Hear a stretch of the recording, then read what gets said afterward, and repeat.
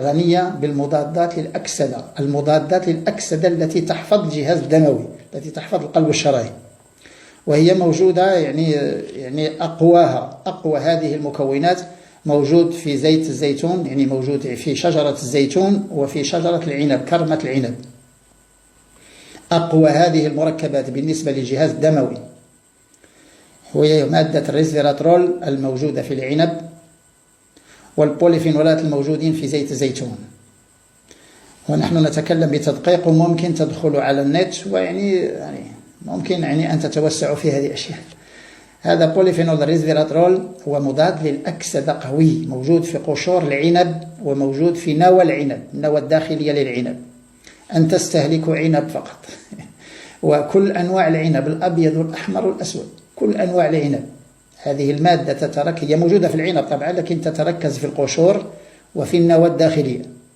إذا استهلكتم العنب فيغسل جيدا ويستهلك بقشوره وبنواه، أو إذا كان يطحن فقط، يطحن ولا يصفى، لأن الألياف يجب أن لا ترمى، أن يطحن فقط، لأن الماء يطحن فكذلك هذه النواة تطحن معه ثم يستهلك كله، وليس يعني هذه، لأن هناك آلات الآن تستخرج العصير ولكنها ترمي هذه الألياف. الألياف مهمة جدا الموجودة في العنب. مادة الريسفيراترول موجودة في العنب، وكذلك التايروزول والهيدروكسي تايروزول، هذا لوليوكونتال، هي جزيئة الأولوروبيين هي جزيئة قوية مضادة للأكسدة وجزيئة تحفظ القلب والشرايين.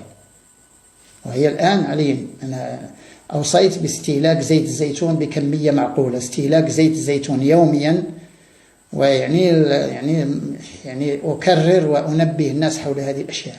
استهلكوا زيت الزيتون. لماذا؟ لأن هذا الوباء ويصيب الجهاز الدموي بقوة، وكل الأشياء التي تميع الدم وتحفظ القلب والشرايين هي أشياء جيدة تساعد الناس.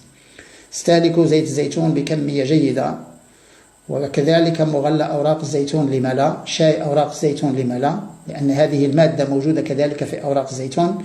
ثم هذه مادة الريسفيراترول هي يعني موجودة في العنب، قشور العنب ونوى العنب، أشياء موجودة في الصيف. ثم التين بجميع أنواعه، تين طري، تين أبيض، وتين أسود، وتين أحمر، يعني هذه أنواع التين كذلك فيها بوليفينولات قوية جدا، كذلك يعني مهمة للجهاز الهضمي وللجهاز الدموي.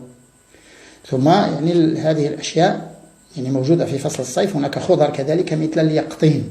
اليقطين هو القرع الطويل، في المغرب نسميه القرع السلوية. هذا اليقطين كذلك فيه مضادات للأكسدة قوية جدا، وفيه ألياف جيدة.